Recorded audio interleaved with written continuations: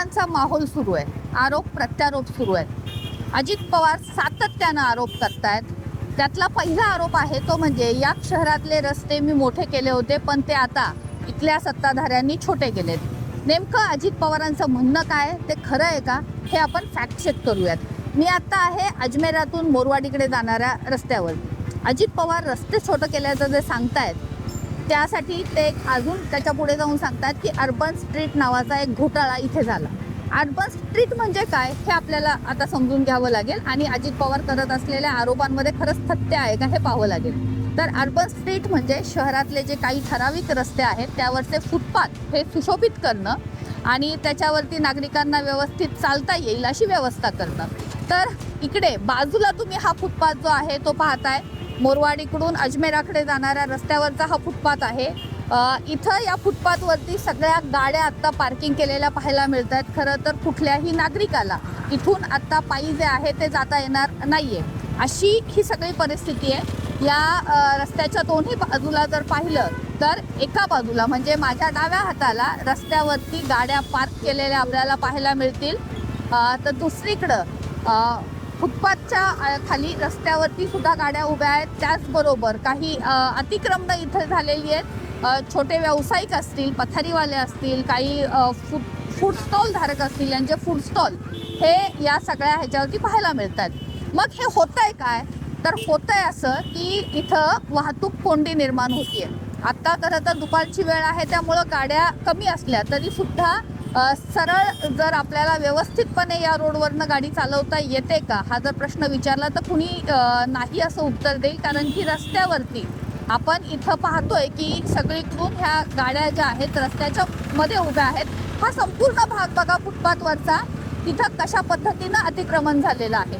मग फुटपाथ जर नागरिकांसाठी असतील, त्यासाठी जर जवळपास 1000 कोटी रुपये सँक्शन करून हे फुटपाथ तयार केले असतील तर मग ही योजना जी आहे ती खरंच फलद्रूप झाली का? रस्ते छोटे नेमके कशासाठी केले गेले, फुटपाथ मोठे करत असताना, हा आता प्रश्न पडतोय। हा झाला एक रस्ता। याच्यानंतर पुढे मुंबई पुणे महामार्गावरती काय नेमकी अवस्था आहे ही पण आपल्याला पाहायची आहे। त्यासाठी आता आपण जाऊयात महापालिकेच्या समोर।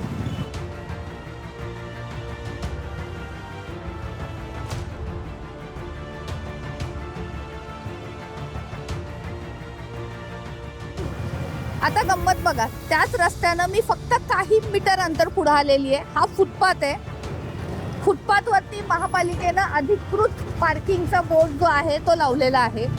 फुटपाथ जे आहेत ते नागरिकांना म्हणजे पायी जाणाऱ्या नागरिकांना पायी चालण्यासाठी असतात। मात्र फुटपाथवरतीच महापालिका अशा पद्धतीनं जर पार्किंगची सुविधा देत असतील तर पायी जाणाऱ्या लोकांनी जायचं कुठून, हा आणखीन एक मोठा प्रश्न आहे। अर्बन स्ट्रीटमध्ये जर याचा विचार केला गेलाय असं सांगितलं जातं, तर प्रत्यक्षात मात्र हा रस्ता पायी जाणाऱ्या नागरिकांसाठी नाहीच आहे असं म्हणावं लागेल।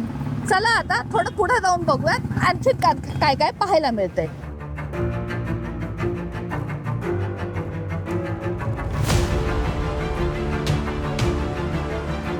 अजमेराकडून गांधीनगरकडे जाणाऱ्या मधल्या रस्त्यावरती मी आहे।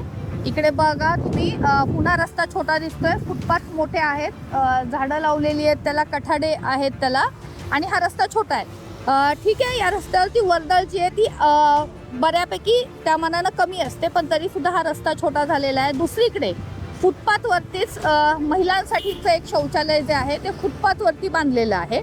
आणि पुन्हा मगाशी जसं आपण फुटपाथवरती पार्किंग पाहिलं तसंच पार्किंग या ठिकाणी सुद्धा आपल्याला पाहायला मिळतंय।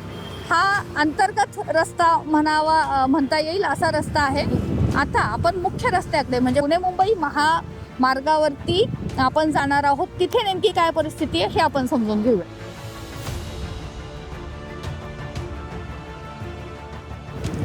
आता मी आहे पुणे मुंबई महामार्गावरती महापालिकेच्या समोर।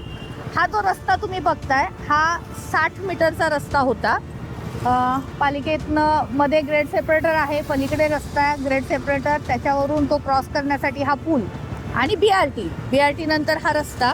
आता या रस्त्याचं काय झालंय तर या रस्त्यावरती हा जो फुटपाथ आहे हा फुटपाथ मोठा झालेला आहे, तो त्याचं सुशोभीकरण केलंय आणि मग त्याच्यावरती गाड्या लावता येणार नाहीत।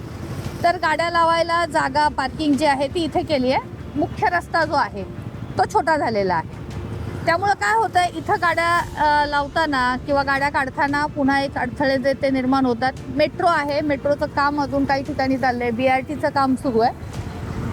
सुरुवातीला विस्तृत असणारा हा रस्ता किंवा रुंद असणारा हा रस्ता आता अरुंद झाला आहे आणि फुटपाथ जे आहेत ते रुंद झालेत. मग अजित पवार जे बोलत आहेत, मी मोठे केलेले रस्ते हे छोटे केले, यात तथ्य आहे का नाही हे बघितल्यानंतर आता तुम्ही ठरवायचे.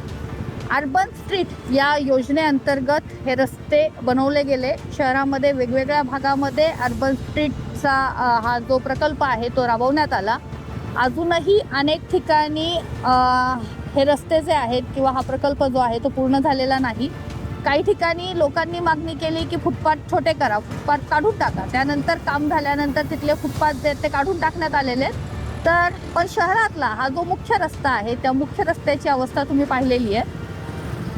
आणि यामुळं होतं आहे काय, तर यामुळं जे पीक आवर्स असतात, सकाळची वेळ असते किंवा संध्याकाळची वेळ असते, त्यावेळेसमध्ये 10 मिनिटाच्या प्रवासाला कधी कधी तास दीड तासही लागतो.